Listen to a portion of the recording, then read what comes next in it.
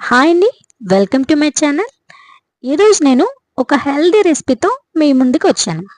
బ్లడ్ని పెంచి మనకు బలాన్ని శక్తిని ఇచ్చే పెద్దవారి నుంచి చిన్న పిల్లల వరకు కూడా తినే బెల్లం రాగి బీట్రూట్ హల్వాను ఎలా తయారు చేసుకోవాలో చూసేద్దామా మరి ఇంకా వీడియోలోకి వెళ్ళే ముందు నా ఛానల్ని ఇంకా ఎవరైనా సబ్స్క్రైబ్ చేసుకోకపోతే చేసుకోండి. ఇంకా లైక్ కొట్టడం మాత్రం మర్చిపోకండి. చూడటానికి నల్లగా ఉన్న దీనిలో ఎన్నో పోషకాలు ఉన్నాయి.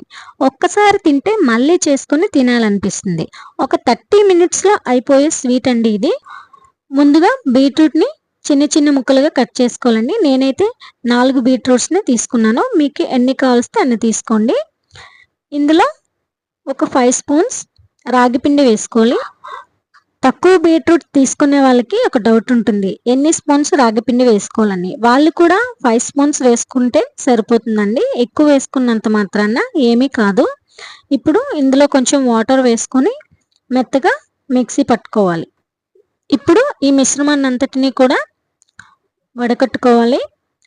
మీకు స్పూన్తో నచ్చితే స్పూన్తో కలుపుతూ గట్టిగా ప్రెస్ చేస్తూ ఉండాలి, లేదంటే చేత్తో అయినా కూడా మీరు ప్రెస్ చేసుకోవచ్చు.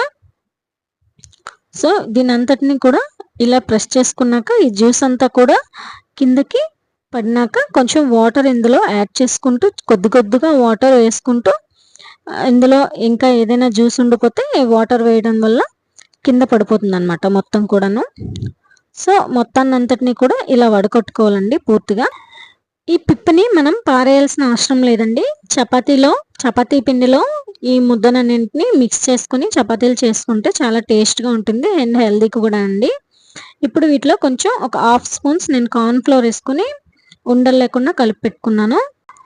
స్టవ్ పై ప్యాన్ పెట్టుకొని కొద్దిగా నెయ్యి వేసుకొని జీడిపప్పులు బాదం పప్పులు కట్ చేసుకొని చిన్నగా కట్ చేసుకొని వాటిని లైట్గా కలర్ చేంజ్ అయ్యే వరకు ఫ్రై చేసుకొని, ఇప్పుడు అదే ప్యాన్లో కొద్దిగా బెల్లం తురుము వేసుకోవాలండి. నేను 1/2 కేజీ బెల్లం తురుము వేసుకున్నాను 4 బీట్రూట్స్కి. ఇప్పుడు ఇది లైట్గా పాకం వచ్చేంత వరకు కూడా కరిగించుకోవాలండి.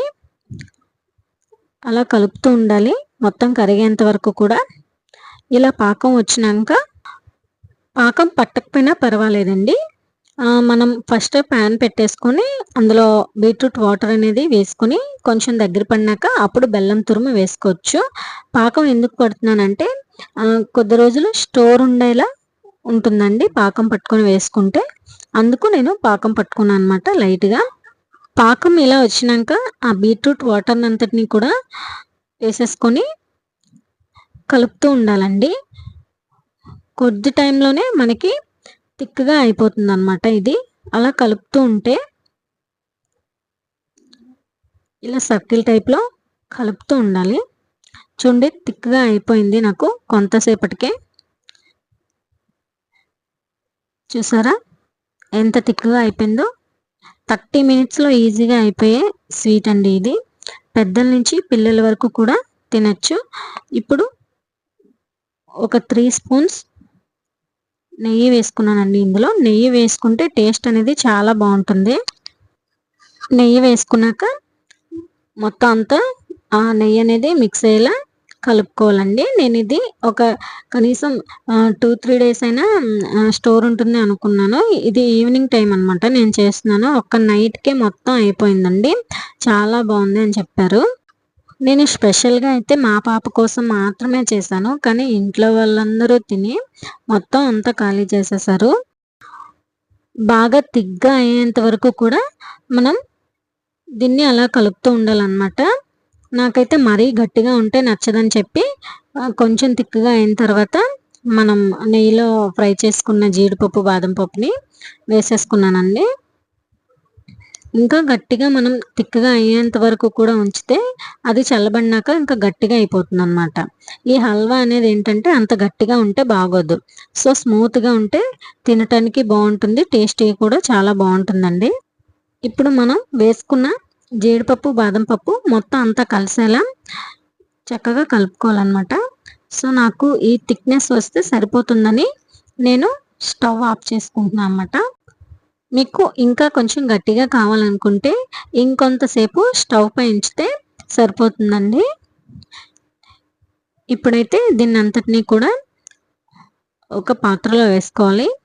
నేనైతే దీనికి కొంచెం గీ రాయడం మర్చిపోయానండి. మీ దగ్గర గీ కానీ ఆయిల్ కానీ ఉంటే మనం వేసుకునే పాత్రలో కొంచెం అప్లై చేసుకుంటే సరిపోతుంది. ఇప్పుడు ఇది పూర్తిగా చల్లారిన తర్వాత ఇలా థిక్గా వస్తుందన్నమాట. నేను ఎవరి కోసమైతే ఈ స్వీట్ ప్రిపేర్ చేశానో వాళ్ళైతే చాలా ఇష్టంగా తిన్నారండి. చూడండి మా బుజ్జమ్మ ఎంత ఇష్టంగా తింటుందో, కావాలి కావాలి అంటూ వస్తుంది. నేను ఇది సెకండ్ టైం చేయటం అండి. టైం ఉన్నప్పుడల్లా మా పాప కోసం నేను ఏదో ఒక హెల్దీ రెసిపీ చేస్తూ ఉంటాను. తను కూడా ఇష్టంగా తింటూ ఉంటుందండి. సో మీరు కూడా శ్రమగా భావించకుండా, బీట్రూట్ అంటే ఇష్టం లేని వాళ్ళు ఇలా చేసుకొని తింటే తప్పకుండా ఇష్టపడతారు. అండ్ హెల్దీ కూడా అండి. ఇలాంటి మరిన్ని హెల్త్ వీడియోస్ కోసం నా ఛానల్ని లైక్ చేయండి, కామెంట్ చేయండి, షేర్ చేయండి, సబ్స్క్రైబ్ చేసుకుని పక్కనే ఉన్న బెల్ ఐకాన్ని క్లిక్ చేయడం ద్వారా నేను చేసే ప్రతి వీడియో మీకు నోటిఫికేషన్ రూపంలో వస్తుంది.